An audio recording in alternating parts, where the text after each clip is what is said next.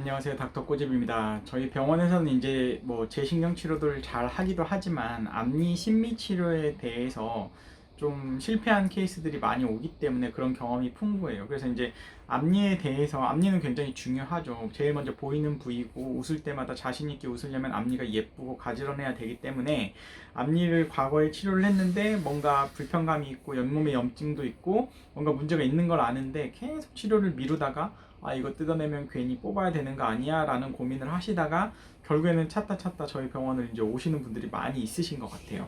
그래서 이 환자분 같은 경우에도 비슷한 케이스였는데 좀 여러 가지 어려운 상황이 있었어요. 그래서 이 치아를 과연 살릴 수 있을까 고민을 했는데 이 케이스를 보면은 이런 고민이 있으신 분들이 도움이 되실 것 같습니다. 한번 꼬집어 보겠습니다.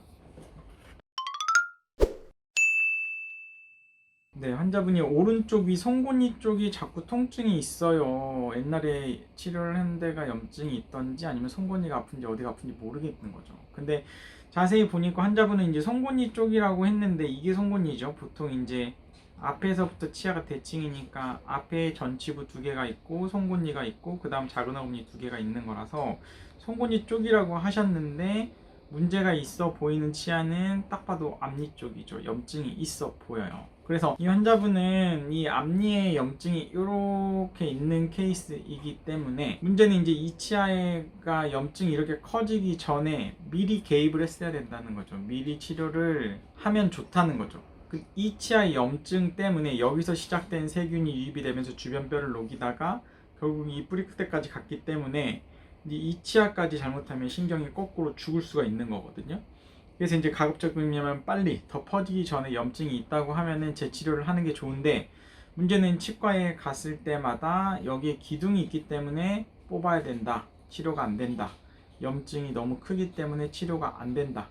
발치를 해야 된다고 하니까 이 앞니를 갖다가 어떻게 뽑을 수가 없으니까 살리고 싶은 마음에 그리고 이제 임플란트가 또 무섭죠. 그래서 이제 계속 미루고 미루시다가 결국 저희 병원을 알게 돼서 오신 거예요. 그래서 환자분의 이제 처음 케이스는 이랬고 뿌리 끝에 막 염증이 살짝 여기 잡혀 있죠. 고름 길이 잡혀 있는 거고.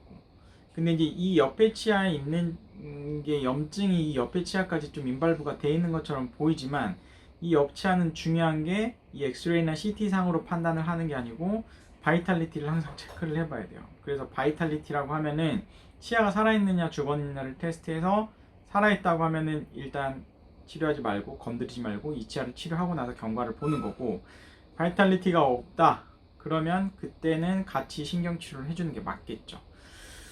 그래서 뜯어 보니까 이제 기둥 못 이제 제거 안 된다고 했는데 이 기둥은 뭐 저희가 얼마든지 잘 제거가 된다고 말씀을 드렸고 제가 포스트 제거하는 거에 대해서는 정리를 해서 뭐 리뷰처럼 올려놨기 때문에 다른 케이스들을 좀 찾아보시면 될 것 같아요. 이거를 뜯어봤더니 이제 금속 포스트도 있고 심지어 여기에 핀도 박혀 있어요. 그래서 이제 이 두 가지를 갖다가 둘 다 제거를 한 거죠. 그래서 이제 현미경 하에서 이거를 다 제거를 했고 그냥 재신경 치료만 했어요. 재신경 치료만. 그래서 이제 깨끗이 내부를 치료하고 재신경 치료를 하고 경과를 보던 환자인데 중요한 건 이제 제가 위에서 봤을 땐 여기가 이제 지저분하게 오염이 돼 있는 건 다른 분들도 이제 항상 염증이 있는 분들은 거의 다 신경관 내부가 오염이 돼 있어서 깨끗이 하는 건 얼마든지 가능한데 제 경험상 이 뿌리 끝이 뭔가 이렇게 이레귤러하게 뭔가가 이렇게 막 곰봉화처럼 이렇게 뿌리가 커져 있거나 주변에 뭔가가 이렇게 오돌토돌 붙어 있는 것처럼 돼 있다 그러면 이 바깥쪽에 이미 세균들의 뭔가가 생겼을 수가 있어요. 그래서 제가 보니까 이제 이게 좀 예후가 안 좋을 것 같다라는 생각이 있었거든요. 예후가 조금 과연 이게 수술까지 안 가고 이게 문제가 해결될 수 있을까? 이런 고민이 있었어요. 근데 일단은 환자분의 그 고름도 없어졌고 고름도 항생제 먹지 않고 고름도 없어졌고 증상도 일단은 없어졌기 때문에 그러면 일단 지켜봅시다. 지켜보다가 혹시라도 이게 염증이 재발이 되거나 이 염증이 뼈가 안 생겨주면 그때는 우리가 에피콜을 합시다. 에피콜은 치근단 절제술을 말하는 거예요. 그래서 이제 치아가 수직적으로 금만 가 있지 않으면 웬만하면은 거의 90% 이상 살릴 수 있다라고 보시면 됩니다. 그래서 이 파이버 포스트랑 레진 코어를 하고 치아를 깨끗이 한 다음에 이제 포스트를 이제 파이버 소재를 쓰기 때문에 거의 티가 안 나죠. 금속처럼. 그렇게 하고 이제 크라운 치료를 진행을 한 거죠. 그리고 이렇게 이제 잘 완료를 해줄인 케이스이고, 근데 중요한 건 뿌리 끝에 염증이에요. 과연 어떻게 됐죠? 치료 전, 치료 직후 다 염증이 그대로 있죠. 근데 이게 뼈가 한 달 후에 점점 여기가 하얘지는 것 같네요. 자, 1년 5개월 후가 됐어요. 자, 보실까요? 여기 뼈가 완전히 생겼다는 거죠. 뼈가 스스로 찬 거예요. 이거는 그냥 신경치료해서 저희가 원인 치료해서 여기를 깨끗이 하는 치료를 하니까 우리 몸이 여기를 뼈를 만든 거기 때문에 이 치아는 더 이상 발치할 염려가 없는 거죠. 현재로서는 해결이 됐으니까. 그리고 수술, 에피코, 치근단 절제술 가능성 현재는 필요 없는 거죠. 그냥 이대로 쓰시면 돼요. 위생관리를 여기 음식물이 끼지 않게끔 잘 하면서 쓰시면 된다는 거죠. 그래서 환자분이 이럴 줄 알았으면 진지게 치료를 할 걸 괜히 염증만 커져가지고 이제 늦게 치료해서 잘못하면 다른 데서 했으면 뽑을 뻔했다고 이제 말씀을 고마워하셨고요.